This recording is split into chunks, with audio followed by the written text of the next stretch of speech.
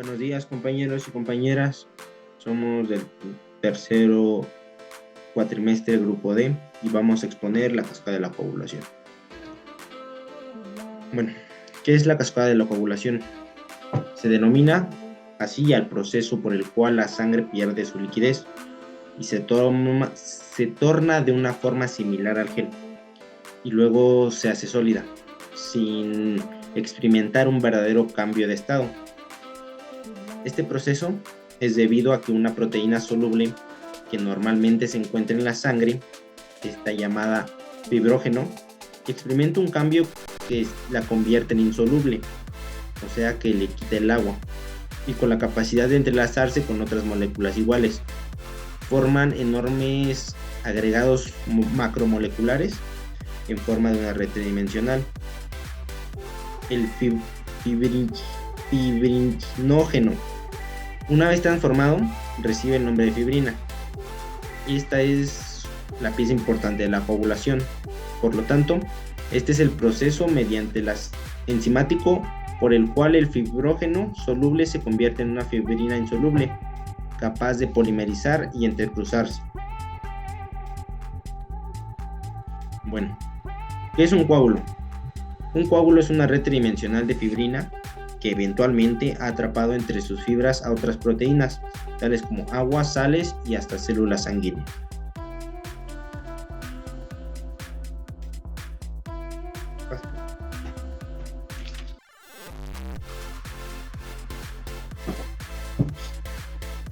La hemostasia. La hemostasia o hemostasis es el conjunto de mecanismos aptos para detener los procesos hemorrágicos. En otras palabras, es la capacidad que tiene un organismo de hacer que la sangre en estado líquido permanezca en los vasos sanguíneos. La habilidad del cuerpo para controlar el flujo sobre la sangre luego de una lesión vascular es un componente indispensable de la supervivencia.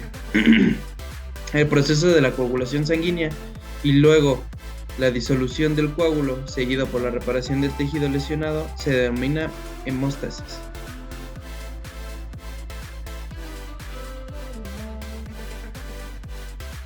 Un vaso sanguíneo es una estructura hueca y tubular que conduce la sangre impulsada por la acción del corazón.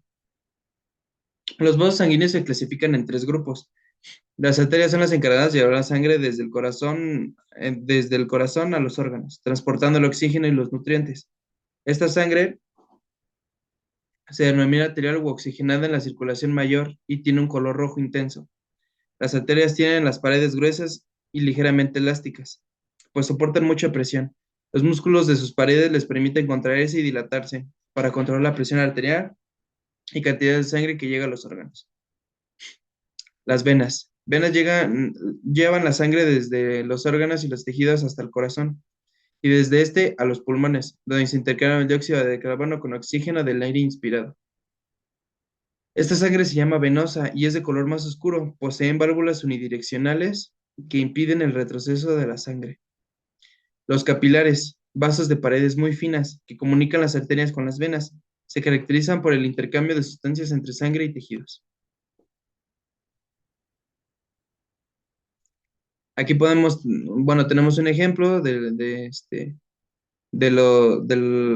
la clasificación que ya había mencionado, donde el lado izquierdo son las arterias, la parte del medio son las venas y del lado derecho tenemos a los vasos capilares, donde las arterias tienen tres capas, una interna o endotelial, una media y,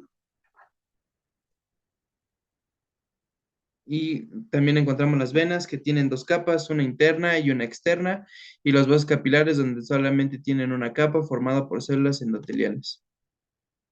La hemostasia permite que la sangre circule libremente por los vasos y cuando una de estas estructuras se ve dañada, permite la formación de coágulos para detener la hemorragia, posteriormente reparar el daño y finalmente disolver el coágulo.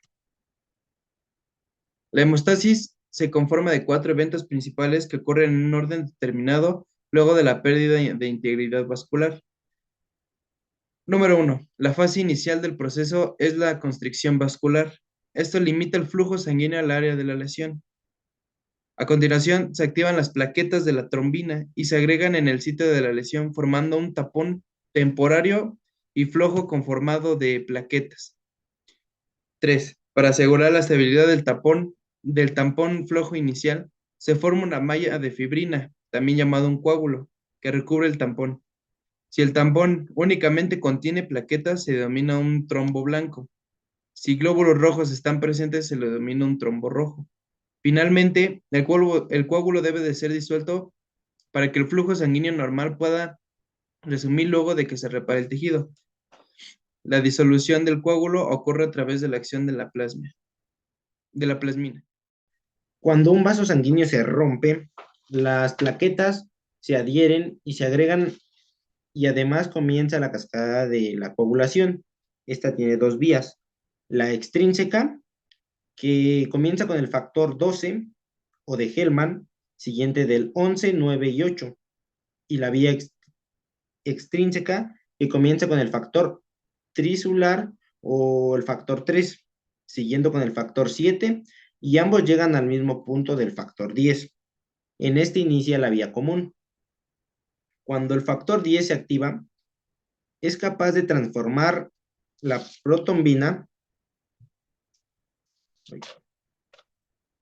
es capaz de formar la protombina en trombina, que este sería el factor 2. Para que esta a su vez pueda transformar el fibrógeno a fibrina, esta fibrina se convierte en una fibrina soluble, o sea que es inestable, no puede coagular todavía. Y esta fibrina se va a hacer más insoluble para que se pueda coagular. Y por eso se hace la fibrina estable, que esta ayuda a que el coágulo se haga más denso y no tengamos una hemorragia. Factores de coagulación. Siguiente.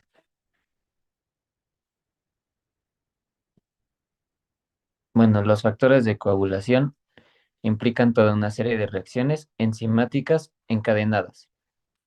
Siguiente. Amplificándose en cada paso, un par de moléculas iniciadoras activan un número algo mayor de otras moléculas, las que a su vez activan un número aún mayor de otras moléculas. En esta serie de reacciones intervienen más de 12 proteínas, iones de Ca2 y algunos fosfolípidos de membranas celulares. A cada uno de estos compuestos participantes en la cascada de coagulación se les denomina factor y comúnmente se les designa por un número romano elegido de acuerdo al orden en que fueron descubiertos. El factor 1 es el fibrinógeno. Se convierte en fibrina por acción de la trombina. La fibrina constituye la red que forma el coágulo. El factor 2 es la protombina. Media la unión del factor 8 a plaquetas. Su ausencia causa la enfermedad de von Willebrand. El factor 3 se libera con el daño celular, participa junto con el factor 7A en la activación del factor 10 por la vía extrínseca. El factor 4 median la unión de los factores 9, 10, 7 y 2 a fosfolípidos de membrana. El factor 5 potencia la acción del factor 10A sobre la protombina. El factor 7 participa en la vía extrínseca, forma un complejo con los factores 3 y Ca2 que activan el factor 10. El factor 8 es el factor antihemofílico indispensable para la acción del factor 10. Su ausencia provoca la hemofilia A. El factor 9 es el factor Christmas, convertido en el 9A por el 11A. El complejo 9A, el 8 y el Ca2 activa al factor 10. Su ausencia es la causa de la hemofilia B. El factor 10 es el factor Stuart-Prower, activado por el complejo 9A, el 8 y el Ca2 en la vía intrínseca o por el 7, 3 y Ca2 en la extrínseca. Es responsable de la hidrólisis de protombina para formar trombina. El factor 11 es la tromboplastina plasmática o antecedente tromboplastínico de plasma, convertido en la proteasa 11A por acción del factor 12A, y el 11A activa al factor 9. Su ausencia es la causa de la hemofilia C. El factor 12 es el factor Ageman. Se activa en contacto con superficies extrañas por medio de la calicreína asociada a quininógeno de alto peso molecular. Convierte al factor 11 en 11A.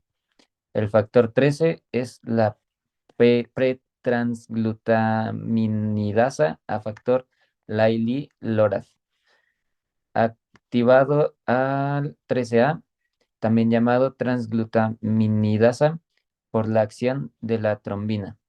Forma enlaces cruzados entre restos de lisina y glutamina contiguos de los filamentos de fibrina, estabilizándolos. A continuación voy a explicar las etapas de la cascada de la coagulación, que estas vías se dividen en dos, que es la intrínseca y la extrínseca. Bueno, para empezar el mecanismo básico, cada reacción de estas vías da como resultado el ensamblado del complejo compuesto por una enzima, que es el factor de coagulación activado o una por encima de un factor de coagulación.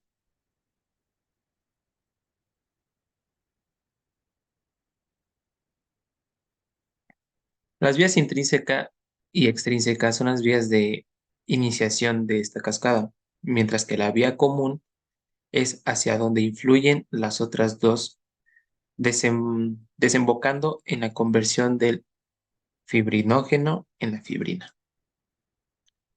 Ambas vías son complejas e incluyen varias proteínas diferentes denominadas factores de coagulación, como ya antes se mencionaba. Estos componentes se ensamblan en general sobre una superficie fosfolipídica y se mantienen unidos por medio de puentes formados por iones.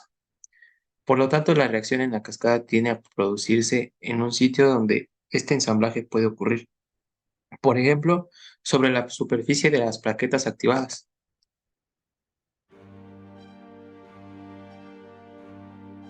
La vía intrínseca recibe este nombre debido a que antiguamente se pensaba que la sangre era capaz de coagular intrínsecamente por esta vía sin necesidad de contar con la ayuda de factores externos. Actualmente se sabe que esto no es exactamente así.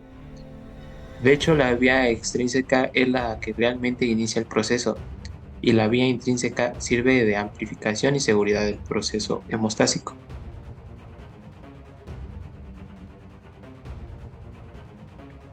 El proceso de coagulación en esta vía se desencadena cuando la sangre entra en contacto con una superficie extraña, por así decirlo, o sea, que es diferente al endotelio vascular.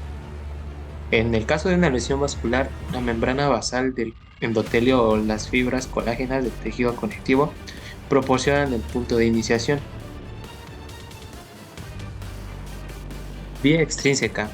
Recibió este nombre debido a que fue posible notar desde un primer momento que la iniciación de esta vía requería de factores ajenos a la sangre.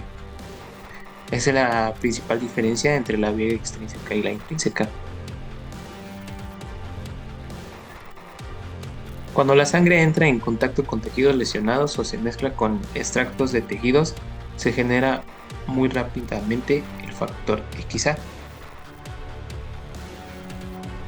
El factor tisular es una lipoproteína sintetizada en el endotelio de los vasos sanguíneos de todos los tejidos, aunque es especialmente abundante en el pulmón, cerebro y la placenta. La vía extrínseca es muy rápida, se cumple en apenas unos segundos y comprende de 2 pasos, mientras que la intrínseca insume varios minutos. El primero es el factor 7A, que en primera instancia el factor 7 se une a la porción fosfolipídica del factor tisular gracias a sus resultados de gamma carboxiglutamato.